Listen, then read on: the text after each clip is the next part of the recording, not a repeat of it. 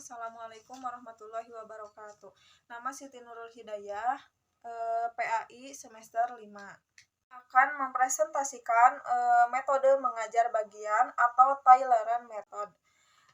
Di sini ada pengertian metode bagian, kemudian langkah-langkah metode bagian, selanjutnya manfaat dan tujuan metode bagian, kemudian contoh dari metode bagian. Yang pertama yaitu pengertian metode bagian. Metode bagian merupakan bentuk latihan keterampilan yang dilakukan secara bagian per bagian. Bentuk keterampilannya itu dipilah-pilah menjadi bentuk keterampilan yang lebih mudah dan sederhana. Menurut Sugianto, metode bagian ini merupakan cara pendekatan mula-mula peserta didik itu diarahkan untuk mempraktekkan suatu latihan keterampilan secara bagian per bagian. Nah, selanjutnya setelah dikuasai bagian per bagian itu, kemudian mempraktekannya secara keseluruhan. Menurut Harsono berpendapat bahwa pada umumnya guru melakukan metode bagian ini dikarenakan ada beberapa hal. Yang pertama yaitu dikarenakan siswa belum tahu cara mempraktekkan keterampilan. Yang kedua, peserta didik itu dapat melakukan latihan keterampilan itu sesuai dengan apa yang guru inginkan. Kemudian, Sugianto berpendapat yang terpenting untuk dipertimbangkan dalam metode bagian ini adalah mengenal sifat dari gerakan yang dipelajari, yaitu bagaimana tingkat kesulitan dalam gerakan latihan keterampilan tersebut. Dapat simpulkan dari dua pendapat di atas bahwa metode bagian ini diterapkan untuk peserta didik yang pemula dan belum mengetahui keterampilan yang akan dipelajarinya. Selain itu, metode bagian ini juga diterapkan untuk melatih keterampilan yang sifatnya itu sulit dan kompleks. Karena suatu keterampilan akan dikuasai apabila bagian per bagiannya itu dipelajari secara tersusun dan dilakukan secara kontinu. Yaitu ada langkah-langkah metode bagian. Ada 4. Yang pertama ada preview, yang kedua ada analisis, yang ketiga ada melatih bagian atau unit, yang keempat ada sintesis. Yang pertama yaitu preview, di mana pada hal ini peserta didik itu bertujuan untuk memperkenalkan keterampilan atau materi ajar yang akan dipelajari, misalnya dengan cara penayangan video, foto, gambar, film, dan lain-lain. Langkah yang kedua ada analisis, di mana tahap ini peserta didik itu mengenal bagian-bagian penting. Pada tahap ini bertujuan untuk membangkitkan kembali keterampilan peserta didik.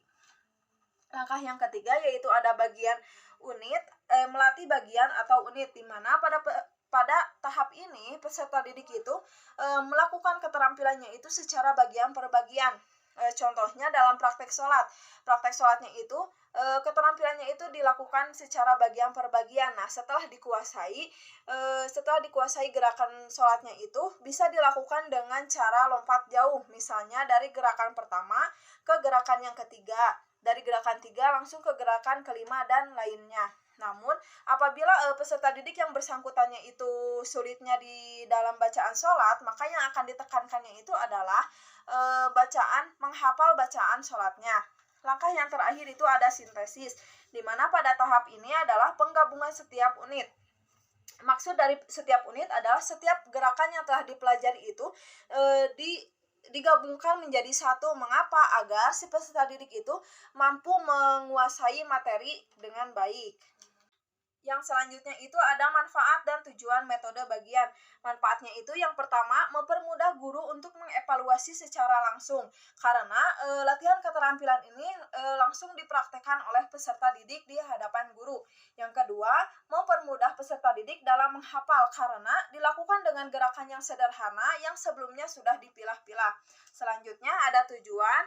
Yang pertama itu peserta didik dapat menguasai bagian-bagian materi dengan baik dan benar karena latihan keterampilan ini akan dilakukan secara kontinu. Yang kedua, dapat terhindar dari kesalahan karena bagian-bagian materi itu harus dikuasai terlebih dahulu, kemudian akan ditingkatkan ke materi yang selanjutnya. Ada contoh metode bagian. Sebenarnya untuk contoh banyak sekali hampir dalam semua mata pelajaran. Akan tetapi di sini saya akan memberikan contoh dalam pelajaran PAI saja. Contoh praktek wudhu untuk anak TK, di mana anak TK itu sedang suka-sukanya dengan gambar atau video. Nah, si pendidik itu memberikan gambar atau video itu tentang praktek wudhu, kemudian dijelaskan. Nah, setelah dijelaskan kemudian dipraktekkan oleh si pendidik itu dan diikuti oleh anak TK itu. Nah, setelah dikuasai kemudian dipraktekkan secara keseluruhan. Mungkin pada anak TK ini tidak akan langsung secara keseluruhan, mungkin hanya sampai misalkan membasuh telinga atau sampai ke membasuh tangan sampai siku. Nah, apabila sudah dikuasai, maka akan dilakukan praktek secara keseluruhan. Mungkin pada anak SD atau SMP, SMA pun bisa diterapkan, akan tetapi metode ini menurut Sugianto, metode ini untuk peserta didik yang pemula, jadi keterampilan yang baru, pengetahuan yang baru yang belum diketahui oleh peserta didik. Bisa juga dalam menghafal ayat-ayat Al-Quran, misalnya dihafal secara bagian per bagian, dibaca dulu dengan jelas, misalkan sampai 3 kali atau 5 kali. Setelah dihafal secara bagian per bagian, kemudian disatukan menjadi ayat yang komplit. Selanjutnya, dalam pelajaran umum, misalnya cara bermain tenis meja atau menyerepkan bola voli. Langkah-langkahnya itu dijelaskan, kemudian setelah dijelaskan, dipraktekkan secara bagian per bagian, kemudian dilakukan praktek secara keseluruhan, langsung terjun ke lapangan. Sekian presentasi yang dapat saya sampaikan. Mohon maaf apabila ada kesalahan. Wassalamualaikum warahmatullahi wabarakatuh.